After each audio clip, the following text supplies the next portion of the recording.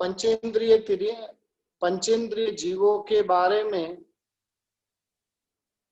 हमारी बातें चल रही है और उन पंचेंद्रिय जीवों के अंदर जो नरक के जीव, कौन से जीव नरक में जाते उसके संबंध में कल हमने जो बात की थी। आज वो नरक की पृथ्वियां जो रही हुई है अधोलोक के अंदर है, जैसे जैसे नीचे जाते जाते वैसे वैसे नरक पृथ्वियां चौड़ी होती जाती।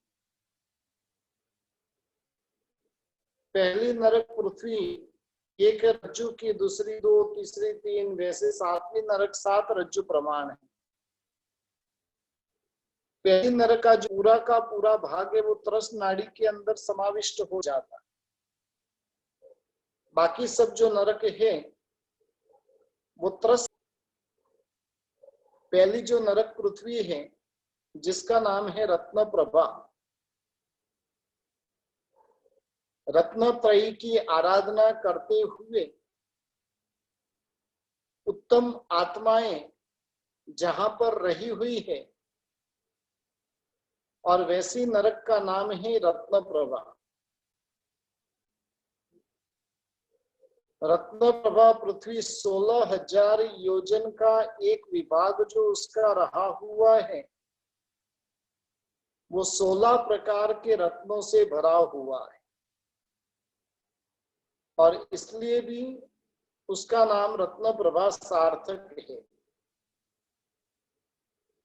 रत्नत्रयी की आराधना करने वाली आत्मा भी जीवन के अंदर यदि सावधानी नहीं रखती है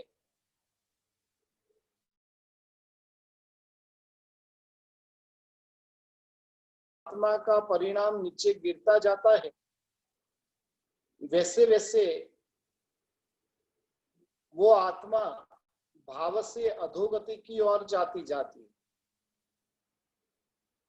और द्रव्य से जो नरक गति में जाना वो अधोगति है। नरक में जाना है तो तिरछा लोक में से ही नरक में जा सकते हैं, बाकी कहीं से भी नरक में जाया जा सकता नहीं। तिरछा लोक में रही हुई आत्मा भी यदि अपना टेढ़ा स्वभाव छोड़ देवे तो वो ऊर्ध्व गति कर सकती है। अपने ही स्वभाव के अंदर यदि वो रमणता करे तो उसे नरक गति में नहीं जाना पड़े। यानी कहने का मतलब है कि सबसे पहले आत्मा का जो तिरछा स्वभाव है, टेढ़ा मेढ़ा स्वभाव है, उस स्वभाव को सुधारना पड़ेगा। जब तक जीवन में सरलता नहीं आएगी तो समझना कि हमें तिर्यंच गति, रत्नत्रयी की आराधना करने वाली आत्मा भी यदि जीवन के अंदर सरलता नहीं लाए, यदि जीवन के अंदर नम्रता नहीं लाए, यदि वो अपने जीवन के अंदर गुणों का उदाहरण नहीं करे तो वैसी आत्मा भी मरकर नरक में जाती है। और इसलिए बताया कि भी रत्नप्रभा नरक में जो गए हुए जीव लगभग लगभग कौन से, तो कि रत्नत्रयी की जो आराधना कर रहे थे और जो प्रमाद में गिर गए, रत्नत्रयी की आराधना कर रहे थे और पापस्थानक में गिर गए, रत्नत्रयी की आराधना कर रहे थे और कसायों में चले गए, रत्नत्रयी की आराधना करते करते इंद्रियों में आसक्त हो गए, और वैसी आत्माएं मरकर नरक आदि गति के अंदर जाती।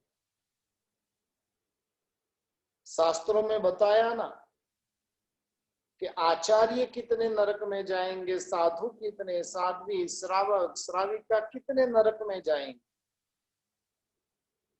5,55,555 आचार्य इस 5वें आरे के अंदर नरक। भगवान महावीर देव के निर्वाण के बाद में पांचवा आरा जब तक चलेगा तब तक इतने सारे आचार्य भगवान, 66,66,666 साधु भगवान, 7,77,77,777 साध्वी जी भगवान। फिर इस प्रकार से यानी एक एक अंक बढ़ते जाना है, फिर श्रावक, फिर श्राविका, और इतनी बड़ी संख्या में रत्नत्रयी के आराधक ऐसे आचार्य, उपाध्याय, साधु, साध्वी जी, भगवंत आदि कहां पर जाने वाले, तो फिर नरक आदि दुर्गति में जाने वाले। अब 5,55,555 आचार्य किसको कहते हैं? अब तक देखने जाएं तो भगवान महावीर की पाठ परंपरा के 2500 साल के अंदर 5,55,555 आचार्य भी हुए कि नहीं, वो बहुत बड़ा प्रश्न है। और इतने आचार्य तो इस 21,000 साल के अंदर नरक। वर्तमान में कुल मिलाकर साधु की संख्या देखने जाए तो बड़ी मुश्किल से 2,500-3 हजार साधु संत चारों फिरके के मिलाकर रहेंगे। साध्वी जी भगवंत नहीं, सिर्फ साधु भगवंत। और साधु भगवंत देखने जाए, ये 2.5 द्वीप की बात नहीं है, खाली भरत क्षेत्र की बात है। अब 66,66,666 साधु भगवंत नरक में जाने वाले,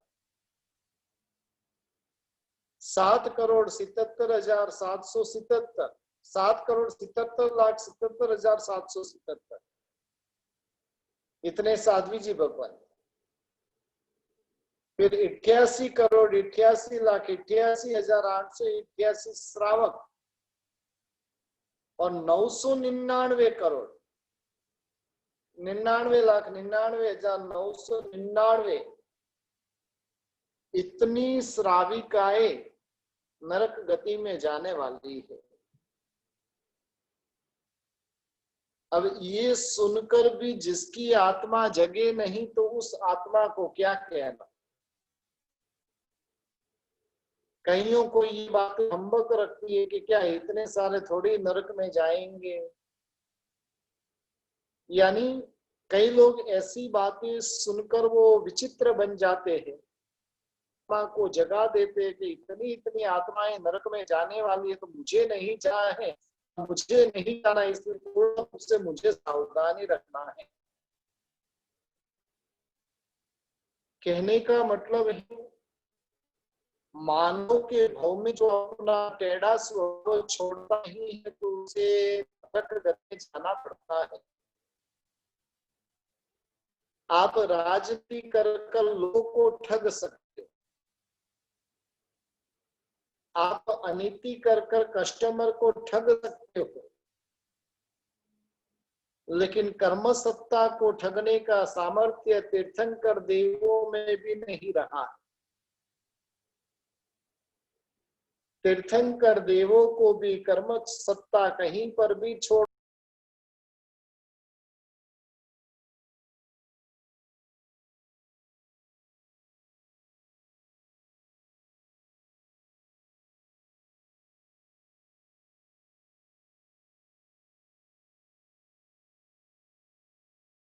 वो कर्म सत्ता कहती है कि तुमने तीसरे भाव में कर्म बांधा था, भले तीसरे भाव के अंदर बांधा, उसके बाद में भले ही असंख्य काल व्यतीत तो हो गया हो, लेकिन फिर भी तुम्हारे कर्म मुझे ध्यान में है और उस कर्म का फल तो तुम्हें भुगतना ही पड़ेगा। प्रभु महावीर देव को देखने जाए तो तीसरे भाव में बांधे हुए कर्म असंख्यात काल के बाद में 27वें भाव में उदय में आए। कहने का मतलब है मानव का जन्म जो प्राप्त हुआ है वो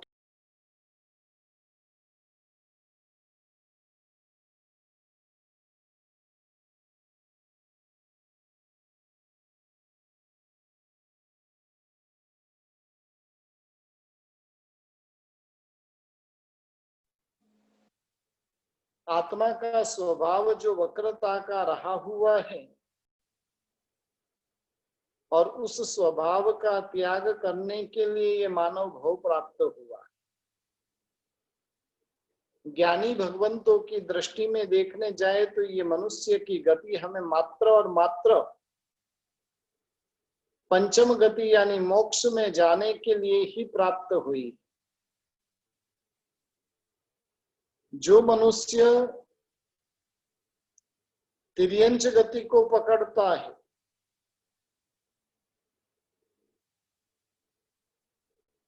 तो वो दुर्गति में जाएगा,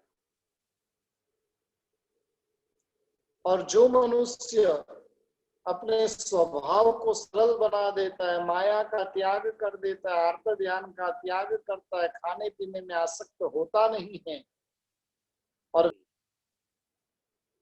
देव भी मर मर कर कहां पर जाते तो क्या आसक्ति के कारण एक इंद्रिय में चले जाते, क्योंकि एक इंद्रिय की प्रति आसक्ति। देव कभी भी विकलेंद्रिय में जाते नहीं, क्योंकि देवलोक में नहीं बिच्छू है कि नहीं संख है कि कोई भी प्रकार के इंद्रिय तेंद्रिय चौरिंद्रिय जीव देवलोक में है ही नहीं, और इसलिए वो जीव मरकर देवलोक में से बेंद्रिय तेंद्रिय चौरिंद्रिय में आते नहीं है, लेकिन वहां पर पानी रहा हुआ है, वहां पर वनस्पति रही हुई है, वहां पर पृथ्वी का रहा हुआ है, और जिसके कारण मर मर कर वो जीव कहां पर जाते हैं, एक इंद्रिय में वो जीव वहां से सीधा ट्रांसफर होते। इसलिए हमें नरक में नहीं जाना है तो हमारी टेढ़ी चाल को छोड़ना पड़ेगा। नरक गति के अंदर 3 प्रकार की वेदना रही हुई है, क्षेत्र वेदना, परमाधामी की वेदना, परस्पर वेदना। क्षेत्र वेदना पहली से लेकर 7वीं नरक तक सभी नरक में होती है। परमाधामी के द्वारा जो वेदना होती है वो 3 नरक तक होती है,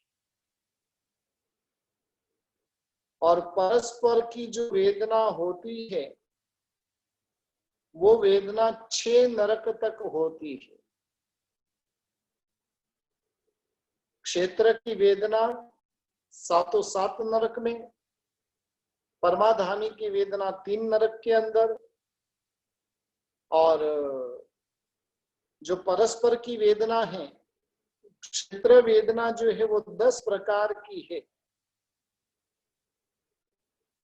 गति के संबंध में, बंध के संबंध में, संस्कार के संबंध में, भेद के संबंध में, वर्ण गंध रस स्पर्श आदि के संबंध में, अपूर्व और शब्द, ऐसे 10 प्रकार की वेदना क्षेत्रकृत वेदना रही हुई है।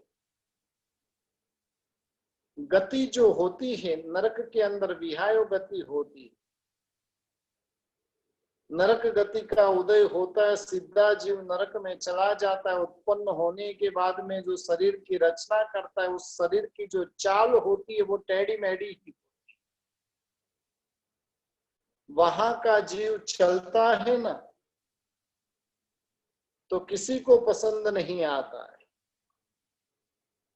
स्वयं को भी पसंद नहीं और अन्य को भी पसंद नहीं, दोनों को पीड़ा को देने वाला ये जीव बनता है। हम मनुष्य क्षेत्र में आने के बाद क्षेत्रातीत होने का भाव यदि उत्पन्न नहीं होगा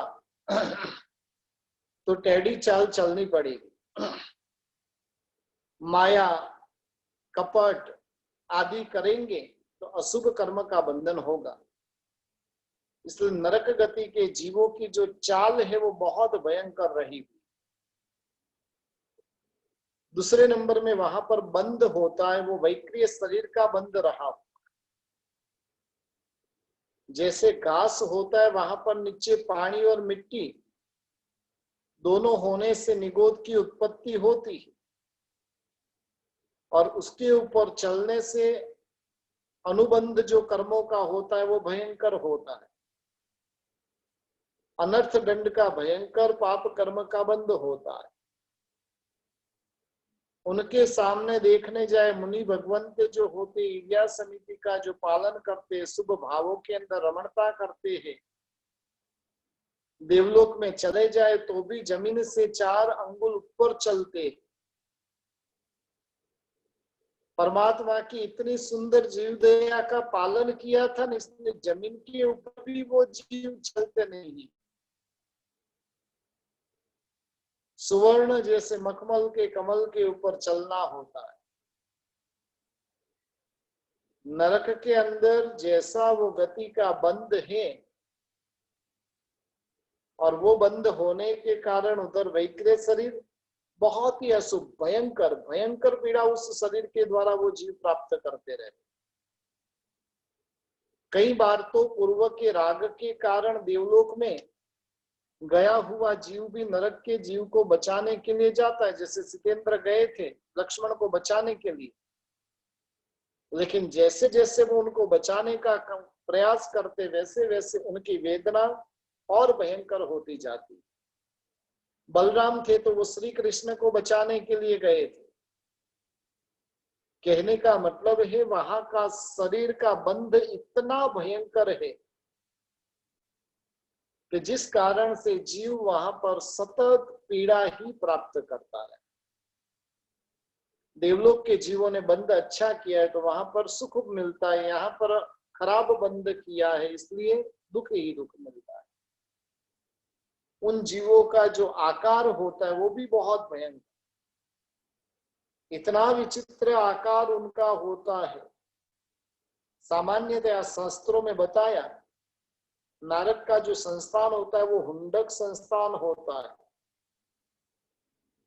खुद का शरीर देखना पसंद ना आए ऐसा विभत्स रूप। जैसे कोई पक्षी रहे, उसकी पांखें कटी हुई है, उसकी चमड़ी है वो निकल गई है, शरीर में से जो मांस है वो ऐसे लटक रहा है, उस शरीर में से खून गिर रहा होता है, और वैसे पक्षी को देखते तो कितनी भयंकर घृणा होती है। उससे भी कई गुना विभत्स शरीर जो होता है वो नरक के नारक जीवों का होता है। यानी वहां पर ऐसे रौद्र ध्यान कर नरक गति का जो आयुष्य बांधा है, और जिस कारण से नरक गति में जाना हुआ, नरक गति में जाने के साथ में इतनी भयंकर अवस्था उसे प्राप्त हो जाती। मानव भाव के पीछे अंदर हम ये गोरी चमड़ी के पीछे लगे हुए रहते, गोरी चमड़ी देखते और भीतर में वासना जगती, गोरी चमड़ी देखते और भीतर में आसक्ति जगती, और गोरी चमड़ी के आसक्ति के कारण जीव मर मर कर नरक गति में जाता है। और इसलिए वहां पर उसको संस्थान मिलता है, इतना भयंकर मिलता है, स्वयं स्वयं का रूप देखना पसंद नहीं करे, और उस प्रकार का विभत्स संस्थान उसे प्राप्त होता है। नरक गति के अंदर जो भेद है, यानी शरीर के परमाणु वगैरह जैसे ही कोई ग्रहण करने जाता तो एकदम बिखर जाते। जैसे वो बलराम की बात आती है कि वो नरक में गए, कृष्ण महाराजा के शरीर को उठाते, जैसे ही उठाते और जैसे पारा रहे वो हाथ में से फिसलता है, वैसे वो शरीर पिस पिस होकर फिसल जाता। और इतनी भयंकर कोटि की वेदना वो नरक का जीव प्राप्त करता है। वहां का जो वर्ण है यानी रंग रूप है वो भी बहुत भयंकर। सदा के लिए अंधकार में रहना है। हमारी हालत कैसी है इस दुनिया में देखने जाए तो साधु संतों को छोड़कर कोई भी अंधकार में नहीं रहते। एक लाइट की जरूरत रहे वहां पर 21 लाइट जलाते हैं।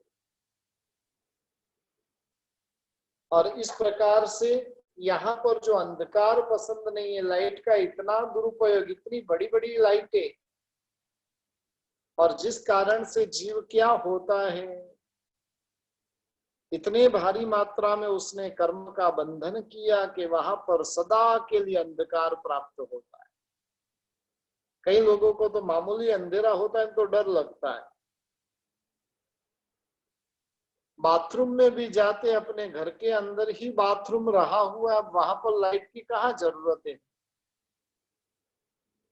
जिनका घर दूसरे तीसरे फ्लोर पे है वहां पर तो कुदरती नेचुरल लाइट प्राप्त हो रही है, अब लाइट की जरूरत ही नहीं है, फिर भी फटाक करके लाइट चालू करने की आदत बनी हुई। और ऐसे पाप के कारण वहां पर रहा हुआ जो जीव होता है उसे पूरी जिंदगी अंधकारमय पसार करनी पड़ती है। उसका वर्ण भी बहुत ही भयंकर, बिहावना वर्ण, डरावना उसका कलर होता है। रात को आप उठे हो और एकदम काला काला व्यक्ति आकर कोई सामने खड़ा हो जाए तो डर जाए ना। यहाँ पर काला वर्ण तो कुछ भी नहीं है, उससे भी अधिक काला वर्ण उधर उनको प्राप्त हुआ रहता है। वर्तमान में जो हम शरीर के प्रति क्या राग करते हैं और उससे ऐसा पाप कर्म बंधता है कि जीव को नरक के अंदर इस प्रकार का वर्ण प्राप्त होता है। दूसरे नंबर के अंदर गंध जो प्राप्त होती है वो भी भयंकर दुर्गंध। यहाँ पर तो थोड़ी सी दुर्गंध आती है और परफ्यूम छिड़क देते हैं। बीच में एक व्यक्ति मिला था, वो बता रहा था कि मैं 12 महीना साथ में परफ्यूम की बोतल साथ में ही रहती है मेरे पास, कहीं पर भी गया तो परफ्यूम की बोतल मेरे पास में है, कहीं पर भी दुर्गंध आई तो फटाक करके छिड़क दिया, दुर्गंध को दूर कर दिया। बाथरूम में जाते तो उधर भी सुगंध के साधन रखे, गाड़ी में भी सुगंध के साधन रखे, रूम में भी सुगंध के साधन रखे। और ये सुगंध के प्रति की आसक्ति वो जीव को दुर्गंध की भेंट करता है। थोड़ी सी दुर्गंध आई और नाक, कहीं से थोड़ी सी भी दुर्गंध करें सीधा मुंह भी आते। लेकिन एक चीज ध्यान दिए, इस प्रकार की सुगंध की आसक्ति जीव को अंदर के अंदर इतनी भयंकर दुर्गंध की भेंट दे देता है। यहाँ पर तो समझ लो कि दिन में एक आध मिनट के कहीं से दुर्गंध आती होगी, वो भी रोज के लिए नहीं। तो जितना आयुष्य उतना पूरा का पूरा आयुष्य दुर्गंध में उन्हें व्यतीत करना पड़ता है। एक क्षण पर भी किसी भी प्रकार की सुगंध की प्राप्ति उन्हें होती नहीं। हम जो सुगंध आदि को प्राप्त करना चाहते, वर्ण को गोरा बनाना चाहते, और उसके पीछे कितने कितने जीवों की हिंसा होती है, तब जाकर रूप को गोरा बनाया जाता है, सुगंध पाई जाती है। और इस प्रकार से वहां पर जो गंध भी प्राप्त होती है बहुत भयंकर। तीसरे नंबर में जो रस होता है, रस यानी टेस्ट, भूतकाल देखने जाए ना, आज से 25-30 साल पूर्व का, तो उस समय के अंदर खाने की इतनी झंझट नहीं थी। वर्तमान काल के अंदर तो मुझे लगता है कि शादी कर कर ससुराल क्यों आए, तो कि खाली खाना पकाने के लिए। सुबह में रसोड़े में घुसते हैं तो मुझे नहीं लगता है कि जो चौवियार करने वाले रहे तो शाम को 6-7 बजे वहां से बाहर निकलते होंगे, और रात को खाने वाले उनको तो डबल सजा है। 10-11 बजे तक वो चौके से बाहर निकल ही नहीं पाते, बस रसनेन्द्रिय रसनेन्द्रिय रसनेन्द्रिय का पोषण करते जा। और ये रसनेन्द्रिय की आसक्ति के कारण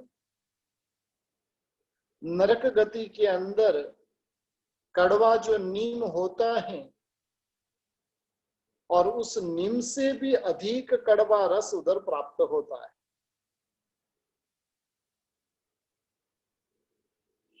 रस में आत्मा के भीतर में सबका राग इतना आ जाता है कि दूसरे जीवों के प्राणों का भी वो विचार नहीं करता। अपने स्वाद के लिए वो कुछ भी करने के लिए तैयार होता है। मैं जब पालीताना गया था, मेरे बच्चे ने नवाणु की थी और वो समय में पालीताना गया था, और उधर एक छोटे से बच्चे ने बहुत सुंदर बात बताई थी कि हम खाना जब पकाते हैं, खाना जब खाते हैं और तब एकेंद्रीय जीवों को कितनी भयंकर पीड़ा देते। सबसे पहले तो उसकी चमड़ी उतारी जाती है, चमड़ी उतारने के बाद में उसके पीस पीस किए जाते हैं, पीस पीस करने के बाद में उसको तवे के अंदर तला जाता है। उससे भी संतुष्टि नहीं होती तो वापिस एक वो सुई लेकर उसके अंदर डालकर फिर मुंह के अंदर वो कवा जाता है। एक निवाला जब मुंह के अंदर जाता है तो वो जीव को कितनी भयंकर कोटि की पीड़ा पहुंचाते हैं, और तब जाकर हमें यहाँ पर संतुष्टि होती है कि नहीं आज बहुत टेस्टी बना है। और हमारी बहनें माताएं ये सुनने के लिए लालायित रहती है।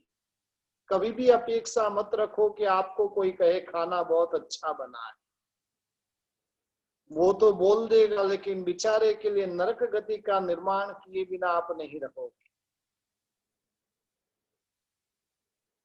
जो जैसा है वैसा है, उसने यदि जो प्रशंसा कर ली ठीक है, समझ अवस्था के साथ प्रशंसा करे तो कोई दिक्कत नहीं। मैं जिंदगी में कभी नहीं करता था, अभी अभी करना शुरू करना पड़ा। बेटी बोलती है कि आप कभी बोलते नहीं ये अच्छा बना, ये अच्छा बना। आप समझ अवस्था रखकर फिर बोलना पड़ता है। वो समझ करके नहीं, उनको खुश रखना इसलिए बोलना है कि भाई अच्छा बना है। बाकी जो इधर अच्छा लग गया तो समझ लो खत्म हो गए। लेकिन हमारी माताओं को तो विशेष करके सुनना पसंद आता है, कोई नहीं सुनाया तो मुंह लटक जाता है। अरे भाई, किसी को दुर्गति में भेजने की क्यों तैयारी करवाते हो? यानी ये रसनेन्द्रिय की आसक्ति। उसके बाद में स्पर्शनेन्द्रिय की आसक्ति। स्पर्श वहां पर कितना भयंकर होता है, तो अग्नि से भी भयंकर स्पर्श होता है। कल हमने देखा था कि लोहे का जो गोला रहे एकदम तपा हुआ, और उसके ऊपर पाव रखने से जो गर्मी लगती है, इतनी भयंकर गर्मी कायम के लिए वहां पर नरक के अंदर रहती है। यहाँ पर जीव जो होता है अच्छा अच्छा स्पर्श प्राप्त करने का, सोने के लिए अच्छा गद्दा चाहिए, पहनने के लिए अच्छा कपड़ा चाहिए। वापिस कैसा कपड़ा चाहिए? पूर्व के काल में तो जो कपड़े भी पहनते थे इतने मोटे मोटे कपड़े होते थे, और उसके पूर्व के काल में तो खादी के कपड़े होते थे, शरीर को भी चुभते थे। वो कपड़े पहनते थे तो भी कर्मों की निर्जरा करते थे। हमें तो कपड़ा इतना सॉफ्ट चाहिए, शरीर को लगे तो भी ठंडक देगे। और इस प्रकार से स्पर्शनेन्द्रिय की आसक्ति, और ये आसक्ति भी वहां पर नरक के अंदर स्पर्श का इतना भयंकर दुख देता है। 9वें नंबर के अंदर क्षेत्रकृत वेदना के अंदर बता रहे हैं कि अगुरु लघु, नरक के जीवों को जो पुद्गल प्राप्त होते हैं ना, वो नहीं हल्के नहीं भारी, और ऐसे परिणाम को अगुरु लघु बोलते, लेकिन वैसा परिणाम भी नरक के जीवों के लिए पीड़ा कारक बनता है। यानी नरक के जीवों को जो पुद्गल प्राप्त हुए, जो भी पुद्गल प्राप्त होते हैं, और उन पुद्गलों के कारण भी वो पीड़ा को प्राप्त करते हैं। 10वें नंबर के अंदर शब्द, और शब्द भी वहां पर नरक के अंदर किस किस प्रकार के शब्द सुनने को मिलते हैं। यहाँ पर तो थोड़ी सी डरावनी आवाज आती है और हम डर जाते हैं, वहां पर तो पूरी जिंदगी तक ऐसे डरावने शब्दों का श्रवण करने को मिलता है। सतत भय के अंदर ये नरक के जीव अपना जीवन व्यतीत करते हैं। और इस प्रकार से 10-10 प्रकार की वहां पर की वेदना रही हुई है। ये वेदना मेरी और आपकी आत्मा ने 1-2 बार नहीं, लेकिन अनंती बार वहां पर भुगत कर हम आए हैं। लेकिन जैसे ही अनुकूल सामग्री मिल जाती है, उस वेदना को भूल जाती। मन आदि का उपयोग यदि जो हिंसा करने में किया, विषय आदि के अंदर आसक्त होकर भुगते, तो समझना कि नरक योग्य कर्मों का बंधन होगा। यानी क्षेत्र के माध्यम से नरक के जीव कैसी कैसी वेदना प्राप्त करते। अब उनका शरीर भी जो है ना, वो भी वेदना देने वाला बनता। शरीर कृत 10-10 प्रकार की वेदना वहां पर रही हुई। शीत वेदना, उष्ण वेदना, क्षुधा वेदना, पिपासा वेदना, खुजली की वेदना, ज्वर की वेदना, दाह की वेदना, भय, शोक और पराधीनता, ऐसे 10-10 प्रकार की वेदना वहां पर रही हुई है। सबसे पहले नंबर में नरक गति के अंदर शीत वेदना है। कोई यदि हमें कहे कि उष्ण वेदना भयंकर के शीत वेदना भयंकर,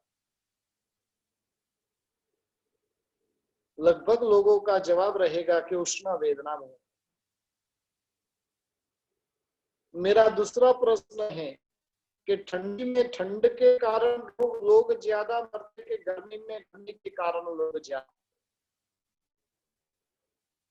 आप रिकॉर्ड चेक कर लीजिएगा। गर्मी के कारण जितने लोग नहीं मरते, उतने ज्यादा ठंड के कारण लोग मरते। वेदना सहन करना फिर भी आसान है, लेकिन शीत वेदना सहन करना बहुत भयंकर है। और शीत वेदना जब अधिक मात्रा में होती है, तो वहां पर भी शरीर जलता है। आग से तो शरीर जलता ही है, लेकिन बर्फ से भी शरीर जलता है। सर्च कर लेना गूगल में, क्योंकि सबसे बड़ा गुरु वो है। शरीर के अंदर जो उष्ण वेदना से भी भयंकर वो शीत वेदना होती है। हमें शीतलता अधिक पसंद आती है। पहली 3 नरक के अंदर उष्ण वेदना है। चौथी नरक के अंदर आधी उष्ण और आधी नीचे की आधी में शीत वेदना है। और 5वीं, 6ठी और 7वीं नरक में मात्र और मात्र शीत वेदना रही हुई, वहां पर उष्ण वेदना नहीं। पहली 3 नरक में उष्ण वेदना, अंतिम 3 नरक के अंदर शीत वेदना, चौथी नरक के अंदर आधी नरक के भाग तक उष्ण वेदना और पीछे की आधी नरक में शीत वेदना हो। वो शीत वेदना कितनी भयंकर होती है। पौष महीने की, महा महीने की ठंडी के अंदर हिमालय के शिखर के ऊपर यदि नरक के जीव को रखने में आए, तो वहां पर वो आनंद से सो जाएगा। सातवीं और इससे कई गुना यानी बर्फ पर सुलाने में जो ठंडक महसूस होती है उससे कई गुना अधिक शीत नरक गति के अंदर होती। सातवीं नरक में जीव एक बार चला गया तो मिनिमम 33 सागरों कम तक इतनी भयंकर वेदना सहन करना है। यहाँ पर तो ठंड लगती है तो गीजर भी लगा देंगे, हीटर भी लगा देंगे, स्वेटर भी पहन लेंगे, सब कर लेंगे। थर्मल भी आ गया। लास्ट ईयर जब जा रहे थे ना तो सब ने थर्मल की इतनी खरीदी कर, जो भी वस्त्र है सब थर्मल थर्मल थर्मल।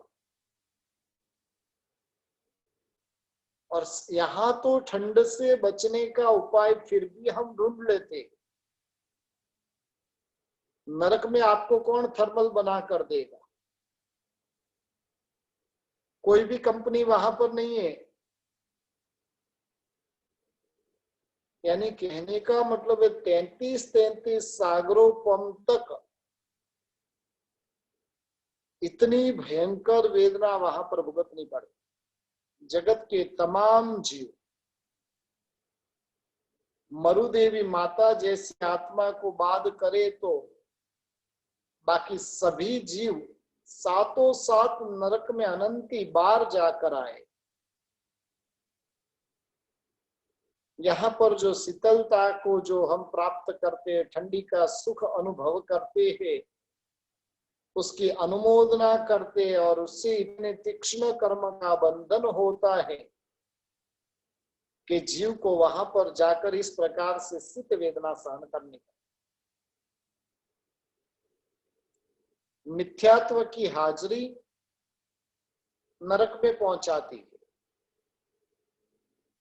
सम्यक्त्व की हाजिरी तीर्थंकर नाम कर्म का बंद करवाती। फर्क है तो मात्र और मात्र समझ का है। श्रेणीक महाराजा ने उसी भव के अंदर नरक का आयुष्य बांधा, समझ नहीं थी। समझ प्राप्त हो गई, उसी भव में तीर्थंकर नाम कर्म बांधा। एक ही भव के अंदर नरक का आयुष्य भी बांध लिया और तीर्थंकर नाम कर्म भी बांध लिया। सब्जी वगैरह को, फल वगैरह को फ्रिज में रखकर उन जीवों को पीड़ा देने का काम हम करते हैं। सब्जी और फल को कभी फ्रिज में रखना ही नहीं है, उसका स्वभाव भी पूर्ण रूप से विकृत हो जाता है।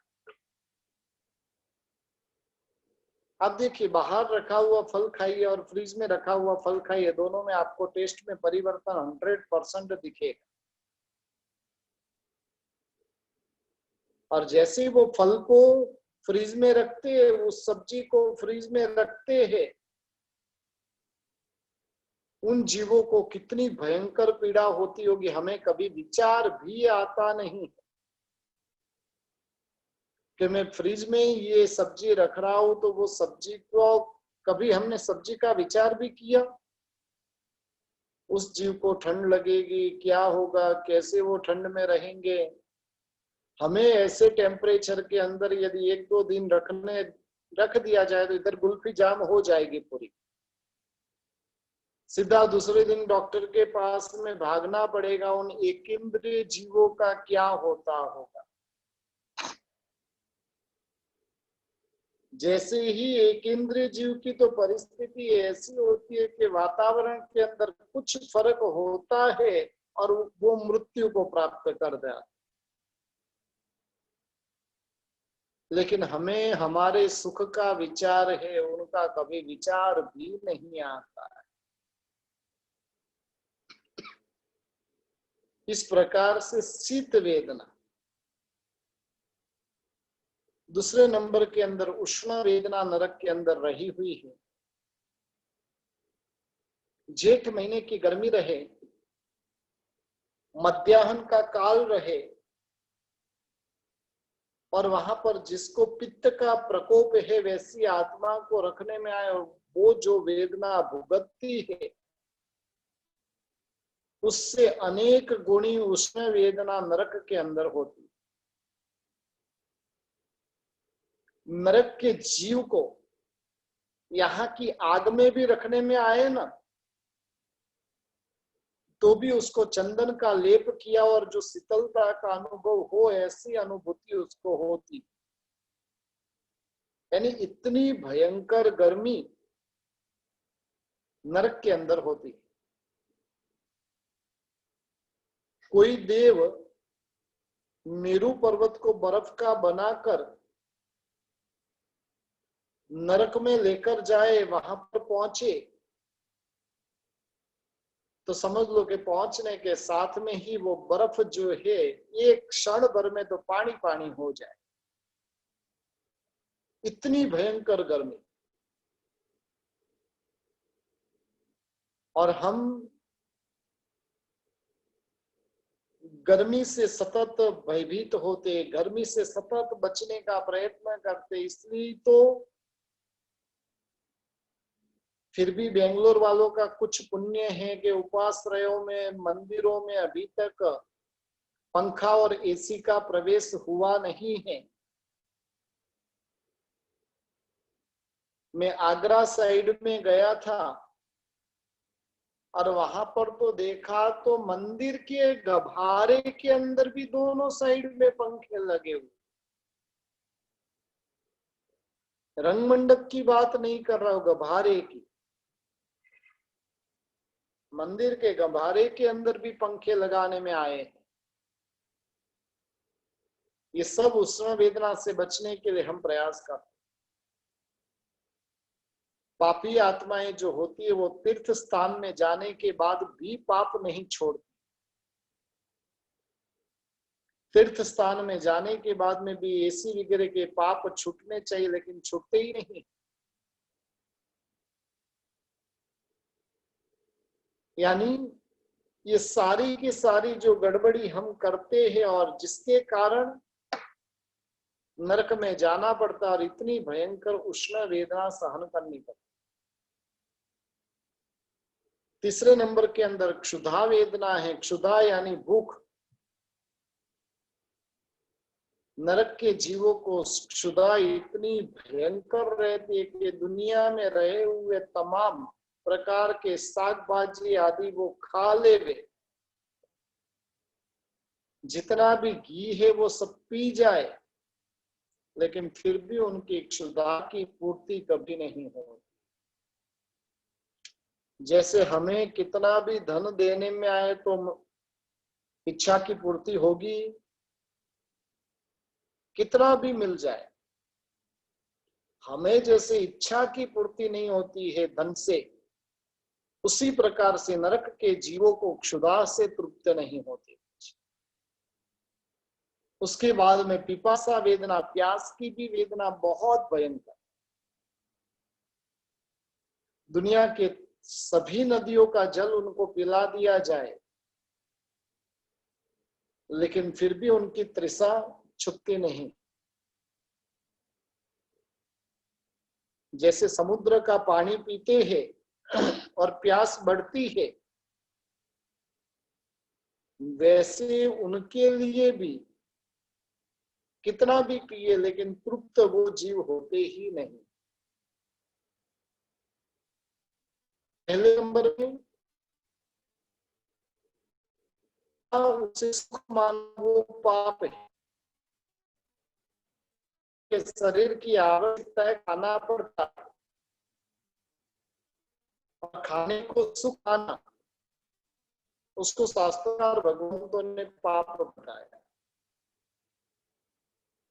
दूसरे नंबर के अंदर खाना खाया वो पाप है।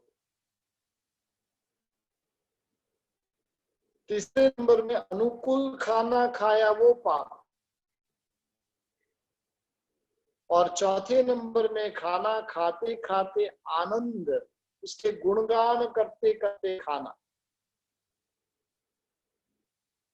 पहले नंबर में खाना वही पाप है, मोक्ष में रहे तो खाने की जरूरत ही नहीं पड़े। यानी खाने में सुख मानना वो पहला पाप, दूसरे नंबर में खाना वो पाप, तीसरे नंबर के अंदर अनुकूल खाना, और चौथे नंबर के अंदर खाते खाते भी उसके गुणगान गाते जाना। खाना किस लिए शास्त्रों में बताया कि भी समाधि टिकी रहे इसलिए खाना है। पाचन तंत्र यदि मजबूत होता है, पुण्य होता है तो खाया हुआ पचता है, पुण्य नहीं रहे तो खाया हुआ भी पचता नहीं। भूख के कारण आर्त ध्यान और रौद्र ध्यान नहीं हो, इसलिए हमें खाना खाना है। परमात्मा का जो जीव त्रिपुष्ट वासुदेव के भाव के अंदर मान कसाय के कारण अपने ही पराधीन जो नौकर था उसने कहा हुआ नहीं माना, और इसलिए गरम गरम शीशा उसके कान के अंदर डलवा दिया, और उस पाप के कारण परमात्मा की आत्मा को भी सातवीं नरक में जाना पड़ा।